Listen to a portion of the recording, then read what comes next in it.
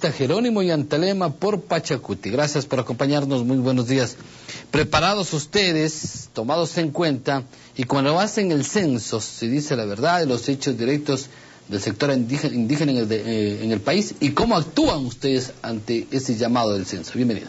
Bueno, quiero saludar a los televidentes y luego debemos indicar que hace algunas décadas el movimiento indígena inclusive no aceptaba el censo, ¿no? Puesto de que eran posiciones, digamos, que no se recogían, precisamente, digamos, teniendo en cuenta las lenguas, las costumbres. En este contexto del censo 2010, nosotros estamos muy preocupados, puesto de que los datos estadísticos muestran, digamos, históricamente que no han sido los más apropiados. ¿Pero por qué preocupados si aún no comienza un censo? No, pero si usted revisa, por ejemplo, el dato del 90, ¿no es cierto? Vamos a encontrarnos que no éramos más de 362.000 indígenas, según ese censo del 90. En el 2001, 830.418. Nosotros nos consideramos en el Ecuador al menos 40%. Eso es al menos unos 4 a 5 millones de habitantes indígenas.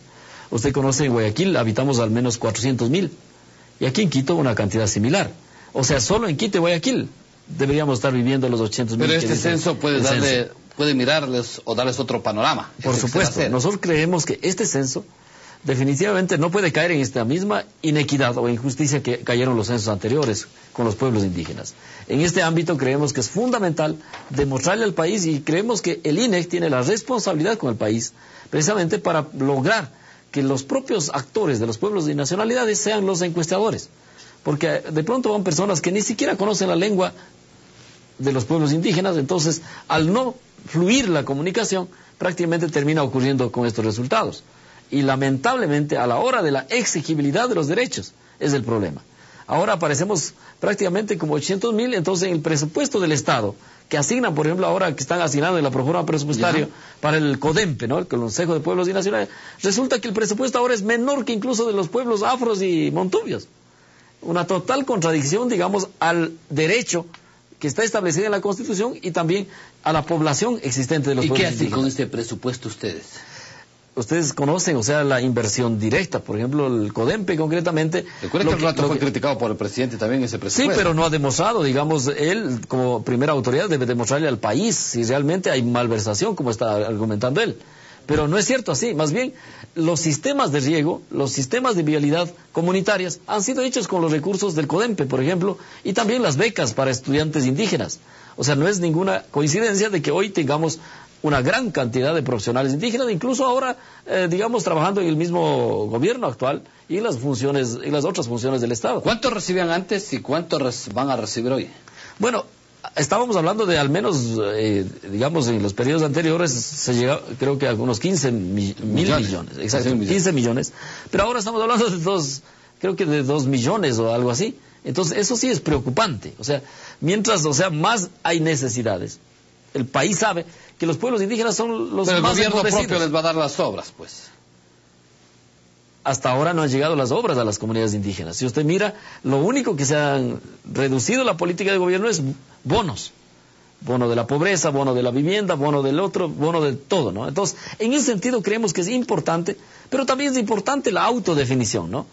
Creo que en este momento de haber superado el Estado colonial, de haber pasado al Estado plurinacional, no hay por qué avergonzarnos de nuestra identidad, ¿no? Yo no debo avergonzarme de que soy indígena y de que hablo el quichua, por ejemplo, ¿no? ¿Por qué habría que avergonzarme de que soy indígena y que hablo el shuar? Entonces, ese es el reto que tenemos en este censo, puesto de que una de las preguntas va a ser, ¿qué lengua habla? ¿Indígena, español? Entonces, ahí yo creo que también tiene que ver con que los ecuatorianos somos también indígenas, somos mestizos, somos... Hay que ver cómo está la pregunta dirigida hacia el sector de las comunidades indígenas y cómo se maneja. No, la pregunta ya está ahí. La pregunta es concreta. ¿Qué idioma habla? ¿Indígena? ¿No es cierto? ¿Español? ¿Extranjera? Entonces, yo creo que ese es el reto. Nosotros, es que el modelo colonial nos ha hecho avergonzar de nuestra identidad, de nuestra lengua, ¿no es cierto? Han visto como cuestiones, digamos, inferiores. Y creo que hoy es el reto de demostrarle al país que no es así. O sea, que definitivamente la identidad, nuestra lengua, tiene mucho sentido.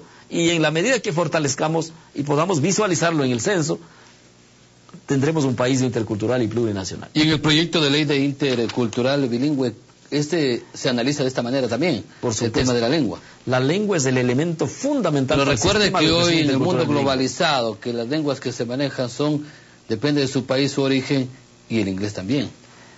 Si usted mira, por ejemplo, aquí tenemos una gran población de chinos. Ajá. ¿Ha visto? Ellos nunca hablan la lengua, digamos, la lengua nuestra.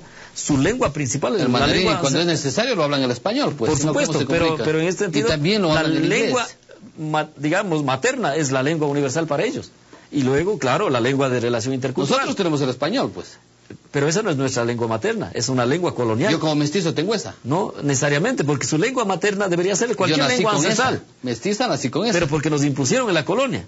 Entonces, el tema es que aprendimos a asimilar lo colonial antes de valorar lo ancestral, lo milenario, ¿no? Entonces, la educación intercultural bilingüe plantea eso. O sea, desarrollar las lenguas, desarrollar los saberes, contribuir desde ahí la ¿Y interculturalidad. cómo vamos a desarrollarnos con el idioma, justamente con indígena justamente en un mundo globalizado y cuando salimos al exterior?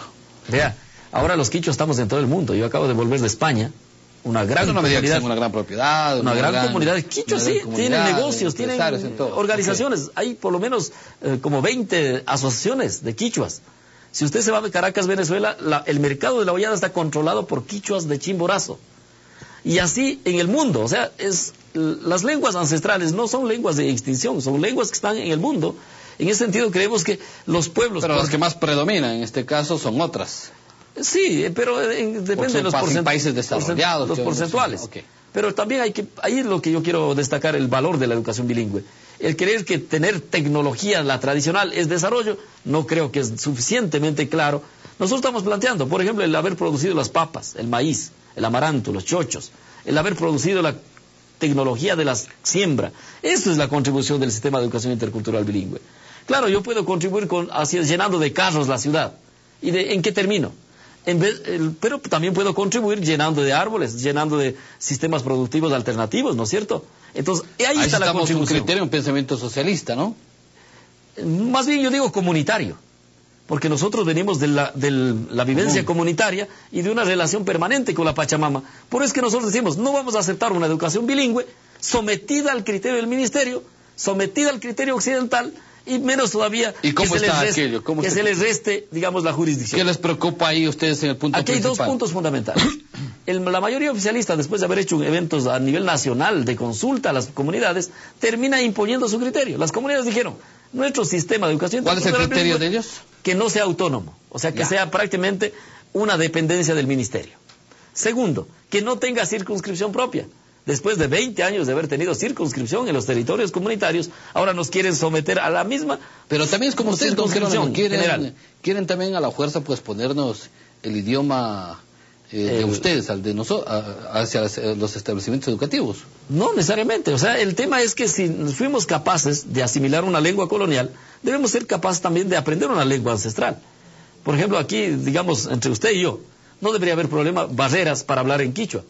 O así como no hay barreras para hablar en español. Claro, por ejemplo, nosotros... ¿Pero ustedes están obligando también a aquello para nuestros establecimientos educativos? No, de ninguna manera. Más bien, en el caso, a nivel general, nosotros estamos estimulando a que todos los ecuatorianos aprendamos al menos una lengua ancestral. Así como los indígenas o los pueblos indígenas hemos aprendido la lengua colonial. Y nos comunicamos con esa lengua colonial. Eso ya no depende del ser humano si quiere pertenecer o conocer una lengua. Yo recuerdo en las universidades daban el quichua, daban el inglés, daban el francés, el italiano, y cada quien dependía y escogía dónde quería manejarlo. Claro, pero eso digamos en un modelo colonial donde se prefiere siempre las lenguas que nos dominan. Y también lo cogían el quichua. En el sentido, por ejemplo, ahora los estudiantes universitarios están dando cuenta qué importante es saber la lengua ancestral a la hora de hacer un trabajo social, por ejemplo, un trabajo comunitario. ¿Qué tal si usted va a hacer un reportaje en una comunidad quichua? También manejan el español ustedes. ¿Qué es mejor para usted? Sería más profundo hacerlo en quichua que en español, pues. Y manejan el español. Por supuesto, la manejamos, pero el tema es que sea de doble vía, ¿no? Es el desafío de la educación intercultural bilingüe, contribuir a la interculturalización del país. De tal forma que usted mañana no tenga ningún problema de hablar en quichua conmigo, o que yo tampoco tenga ningún problema de hablar en español con usted. Ya. Ese es el desafío fundamental. Y la ¿Ese es un punto? ¿Y el otro? El otro punto, como le dije, la jurisdicción, ¿no? Okay. La jurisdicción, actualmente tenemos direcciones provinciales, direcciones por nacionalidades, incluso en Galápagos y la costa. esta jurisdicción pretenden ellos prácticamente unificar en todo. O sea, así en la educación general, ¿no? Que prácticamente la educación bilingüe se someta a la misma jurisdicción. No podemos aceptar eso porque eso sería una forma de colonización del sistema de educación intercultural bilingüe. Entonces, ¿cómo tendríamos la contribución? ¿Cómo habría el diálogo después, no? Si le asimilamos. Es el reto, yo creo, que tenemos los ecuatorianos. Y por eso ustedes se van a movilizar. De hecho, ayer nos reunimos con la Ecualunaria en Baños, en una gran asamblea extraordinaria. La preocupación de los 6.000 asambleístas que se movilizaron por la educación bilingüe es que definitivamente irán a la asamblea para insistir que su derecho, que está vigente, o sea, no es que hay que imponer su lengua en otro lado. Exacto, está vigente, imponer? Está en ejercicio, no, de ninguna manera. Más bien queremos fortalecerla, las lenguas ancestrales, y profundizar también, conocer bien. O sea, escribir bien el quichua, leer bien el quichua y también el español. Eso es un avance fundamental. O sea, no quedarnos en un monolingüismo, ¿no? Una monocultura, sino poder vivir la diversidad, la pluralidad. Entonces, en ese sentido se puede entender la contribución de la educación bilingüe. ¿Qué va a hacer hoy la asamblea durante este día? Bueno, hoy, digamos, están reuniéndose cada una de las comisiones. Okay. Nosotros estamos atendiendo algunas delegaciones en el nivel de la provincia. Hoy hay algunos eventos como reconocimientos, digamos, de aniversarios, etcétera, ¿no?